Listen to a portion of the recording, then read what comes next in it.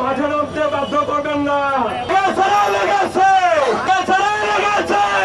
যন্ত্র করছে, আমরা জুলাই যোদ্ধারা সুস্পষ্টভাবে বলে দিতে চাই, আমরা বুলেটের সামনে দাঁড়িয়ে আন্দোলন সংগ্রাম করে খুনি হাসিনাকে বিতাড়িত করতে পেরেছি দেশ থেকে।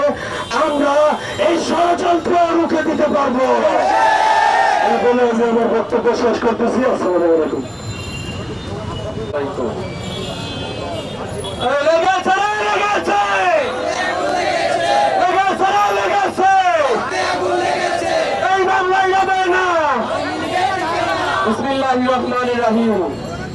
এই স্বৈরাচার খুনি হাসিনা আবার নতুন করে ষড়যন্ত্র করছে।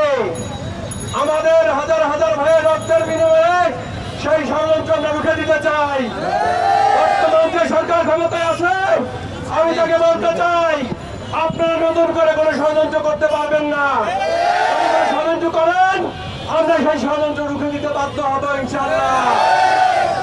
প্রিয় ভাই ও সহবিন্দুরা, আপনারা জানেন নতুন করে ষড়যন্ত্র হচ্ছে। এখনো আমরা হাজার হাজার ভাই মেডিকেলের বিছনায় পঙ্গুত্ব বরণ করে চিকিৎসার সাথে যুদ্ধ, মৃত্যুর সাথে যুদ্ধ করছি। ভাইরা, এখানে সাংবাদিক ভাইরা আমার সামনে আছেন, আপনারা সঠিকটা নিউজটা আপনারা প্রচার করবেন। আপনারাই হচ্ছে আমাদের একটা আশার আলো। আপনারা যদি সঠিক নিউজ প্রচার না করেন, তাহলে আমরা কাঙ্ক্ষিত লক্ষ্যে পৌঁছতে পারবো না। আমাদের দাবি একটাই, এই আওয়ামী লীগ স্বৈরাচার খুনি হাসিনার বিরুদ্ধে ফাঁসির দাবি ততদিন পর্যন্ত কার্যকর না হবে, আমরা এই রাজপথ ছেড়ে যাবো না ইনশাআল্লাহ। ছাত্রলীগ যুবলীগকে বলতে চাই, এই ছাত্রলীগ যুবলীগ বলেছিল 1 সেকেন্ডের টাইম লাগবে না এই জলসা ছাত্র জনতা থেকে উৎখাত করতে। হয়ে গেছে তারা। এখন আমরা বলে দিতে চাই, আমাদের রক্ত এখনো শরীরে তো আছে। রক্তবিন্দু থাকা পর্যন্ত এই স্বৈরাচার হাসিনার কোন অবস্থানে বাংলাদেশের মাটিতে হইতে পারে।